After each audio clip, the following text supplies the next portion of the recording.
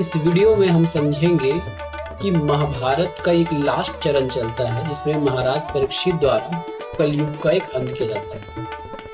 इस वीडियो से हम समझेंगे कि किस प्रकार वो चीजें आज हमारे जीवन में परिलक्षित होती है और इससे हमको क्या सीखने को मिलता है। महाराज परीक्षित और कलयुग का दमन। श्रीमद् भागवत महापुराण से धर्म मर्यादा और कलयुग के रहस्यों का संरचनात्मक विश्लेषण हमको यहाँ देखने को मिलेगा। तो यह उस समय की घटना है जब महाभारत का अंत हो गया था। पांडवों का स्वर्गारोहण और कृष्ण का स्वधाम। राज्याभिषेक। अर्जुन के पौत्र और अभिमन्यु के पुत्र परीक्षित को हस्तिनापुर का सिंहासन सौंपा गया। उसके बाद जस्ट आता है स्वर्ण युग की निरंतरता। संपूर्ण राज्य में प्रजा सुखी और धर्म की पूर्ण स्थापना करना यह स्वर्ण युग कहलाता है। जब महाराज परीक्षित टहलने निकले थे तब सरस्वती नदी के किनारे तट पर एक हृदय विदारक उन्होंने एक दृश्य देखा। दृश्य क्या था? तो एक असहाय गाय जो अश्रुपूर्ण नेत्रों से प्रहार सह रही है।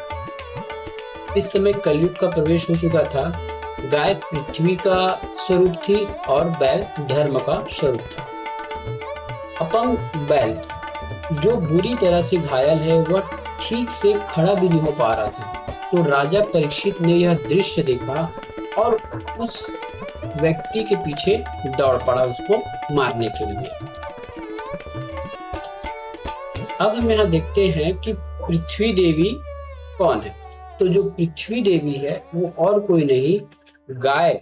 जो गाय है, गाय कोई और साधारण पशु नहीं है बल्कि स्वयं पृथ्वी देवी है जो कलयुग के आने से भयभीत है। भगवान कृष्ण के जाने के बाद वे अत्यंत दुखी और असहाय महसूस कर रही है।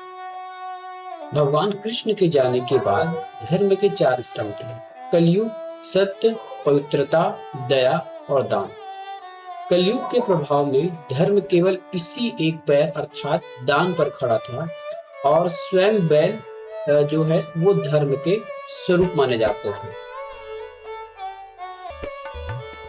इतना सब देखकर महाराज परीक्षित ने उनसे पूछा, मेरे राज्य में असहायों पर अत्याचार करने वाले तुम कौन हो? तुम्हारा यह कृत्य मृत्यु दंड के योग्य है।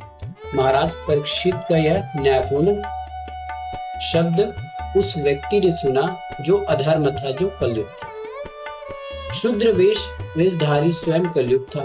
परीक्षित के यमराज समान तेज को देखकर उसने तुरंत राजसी वस्त्र उतार दिए और प्राणों की भीख मांगने लगा। उसी समय राजा परीक्षित ने कलयुग को पकड़ा और दंड देने का एक निर्णय लिया।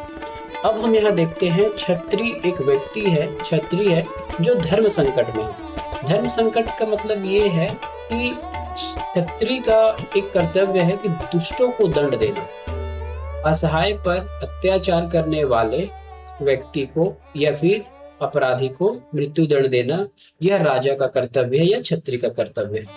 लेकिन वही क्षत्रिय का एक और कर्तव्य होता है कि जो शरणागत आ जाते हैं, जो उसकी शरण में आ जाते हैं, उन्हें उनकी रक्षा करनी होती है।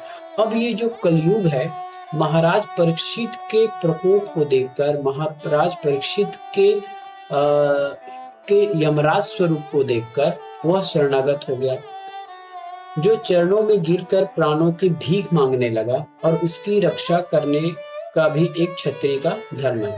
यदि क्षत्रिय के पैरों में कोई आके गिर गया या अपनी मांग को गिड़गिड़ा रहा है तो क्षत्रिय का एक धर्म है कि वो उसकी भी रक्षा करे। अब यहाँ जो क्षत्रिय है धर्म संकट में आते हैं। निर्णय यह है कि परीक्षित ने कलयुग को जीवन दान दिया, परंतु उसे तुरंत राज्य की सीमा से बाहर जाने का आदेश भी दे दिया। और जैसे ही महाराज परीक्षित ने उस कलयुग का दमन किया और उसको अपने राज्य से छोड़ने के लिए आज्ञा दे दी, तब उस परीक्षित ने उस कलयुग ने एकदम चालाकी से महाराज से अनुनय विनय किया। हे राजन, पूरी पृथ्वी पर आपका ही राज्य है। मैं जहां भी जाऊंगा वहीं आपको धनुष बांध लिए खड़ा पाऊंगा। कृपया करके मुझे छिपने के लिए कोई ऐसा स्थान दे जहां मैं आपके भय के बिना रह सकूं। यह एक कलयुग की प्रार्थना है। महाराज परीक्षित के दंड से बचने के लिए अब जो कलयुग है वह कहीं छिपना चाहता है। अब देखिए महाराज जो परीक्षित है वो उन्हें कहाँ छिपाते हैं। महाराज परीक्षित ने उन्हें 4 जगह स्थान दिए। राजा ने कलयुग को दिए गए 4 स्थान। पहला, जुआ। जो व्यक्ति या जहां भी जुआ खेला जाता है कलयुग वहां निवास करेगा।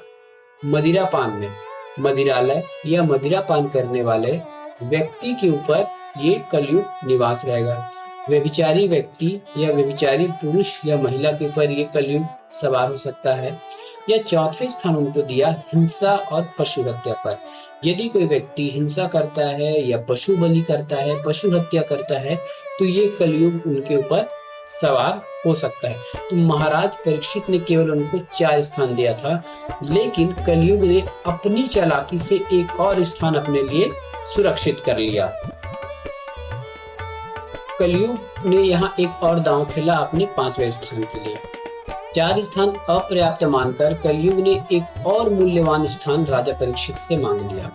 कौन सा स्थान था? वह था स्वर्ण।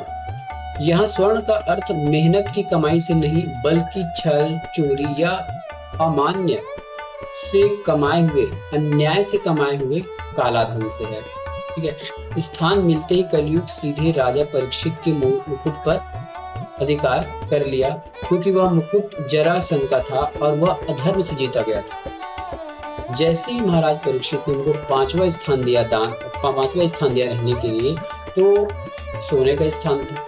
और महाराज परीक्षित ने जो मुकुट पहना था, वो मुकुट कौन सा था? वो जरासंध का था, जो अधर्म से अर्जित किया गया था। इसलिए राजा परीक्षित जो है, जो कलयुग जो है, महाराज परीक्षित के मुकुट में भी सवार हो गए। कलयुग के नियंत्रण के क्षेत्र पहला, जुआ, नशा, व्यभिचार, हिंसा, अन्याय से कमाया गया धन। निष्कर्ष यह निकलता है कि कलयुग सर्वव्यापी नहीं है। यह केवल इन 5 निर्धारित सीमाओं में ही प्रवेश कर सकता है। जो मनुष्य इन 5 विकारों से स्वयं को दूर रखता है, कलयुग उसका कुछ भी नहीं बिगाड़ सकता। राजा ने उसे नष्ट नहीं किया, बल्कि उसे सीमित कर दिया। तो हमें यही सीखना चाहिए कि जो कलयुग है, इन 4 व्यभिचारी, इन 4 गंदे कामों से ही यदि आप काम करते हैं या इसमें लिप्त हैं, तब आप कलयुग के नियंत्रण में या फिर उसके भीतर आ जाते हैं, जो आप अन्यायपूर्ण कार्य करने के लिए विवश हो जाएंगे बाद में। अब इसके बाद कलयुग केवल नाम का आधार माना जाता है कि सुमरि सुमरि नर उतहि पारा। महाराज परीक्षित त्रिकालदर्शी थे। वे जानते थे कि कलयुग में करोड़ों दोष हैं, परंतु इसमें एक ऐसा अद्वितीय गुण है जो अन्य किसी युग में नहीं है। सच्ची भक्ति, केवल भगवान के नाम और संकीर्तन से ही सहज मोक्ष प्राप्त किया जा सकता है। तो ये कलयुग का सबसे बड़ा लाभ है। अन्य युगों में बहुत सारे तप करने होते थे, बहुत सारी आपको भक्ति भाव करनी होती थी, दान धर्म करना होता था, लेकिन कलयुग में एक अच्छा चीज ये है कि केवल नाम सुमिर करके आप इस भवसागर से पार हो सकते हैं। मोक्ष प्राप्ति का अलग अलग समयों में, अलग अलग युगों में अलग अलग विधियां थी। त्रेता और सतयुग में मोक्ष की विधि थी अत्यंत कठिन तपस्या और महान यज्ञ, जो अत्यंत कठिनाई थी। कलयुग में क्या हुआ? केवल भगवान का नाम आप संकीर्तन कीजिए और सच्चे मन से कीजिए, भक्ति कीजिए। यह सर्वसुलभ है और आप आसानी से मोक्ष को प्राप्त कर सकते हैं।